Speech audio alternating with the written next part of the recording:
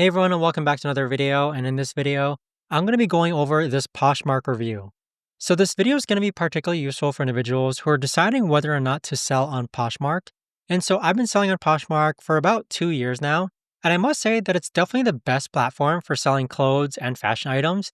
But here are some things that you need to know and be aware about before you get started. Now let's start off with the pros. With Poshmark, you do get a really engaged community of fashion lovers who are actively looking to buy clothes.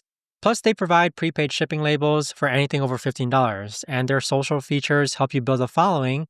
But the downside is that they take a 20% commission on sales, which is pretty steep, and the platform can be very time consuming with all the sharing and social engagement that's required. Now, the biggest cons of Poshmark, though, is that although the community is great, you do have to spend a lot of time sharing your listings and engaging with other sellers. And what I mean by that is if you're not actively sharing your items multiple times per day, they basically become invisible, all right? And so some days I'll spend like 2 hours just sharing listings and following people. Other days I'll barely touch the app and my sales reflect that. With Poshmark, I think the most that I made in a month was close around like $1,000, but I've also had months where I only sold like $100 worth of items. Now, other things with Poshmark that I didn't like or don't like currently is that buyers can be really picky about condition and will sometimes try to return items for minor flaws that were disclosed. And the 3-day acceptance period means that your money is tied up until buyers approve their purchases. And unlike other platforms where you get paid immediately, Poshmark holds your funds until the buyer accepts or the time period expires. Now, with Poshmark, though, one thing to keep in mind is that you do have to take into account their 20% commission when pricing your items. If you're selling something for $50, Poshmark takes $10, plus you have to factor in what you originally paid for that item.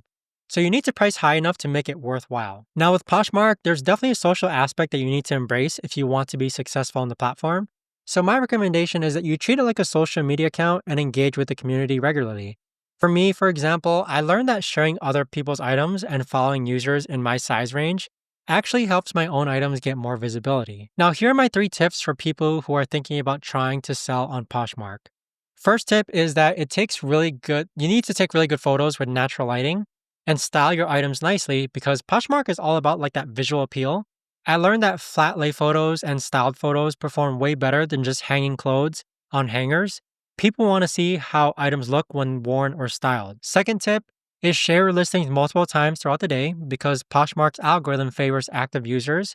And recently shared items, I usually share my entire closet at least twice a day, once in the morning and once in the evening.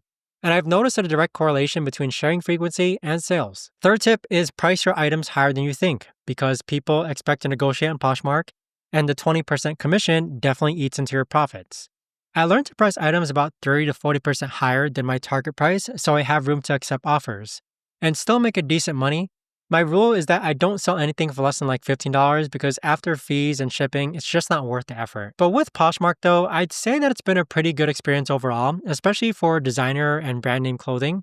The community is very supportive and I've made some good money decluttering my closet. Poshmark customer service is also pretty responsive when you run into any issues with buyers or returns. So with that being said, if you're considering selling on Poshmark, I'd say just give it a try. You won't know what it's like until you actually try it out yourself. But be prepared to put in time and effort with the social aspect and sharing. But I hope you found this video helpful, guys. If you have any questions, let me know in the comments down below.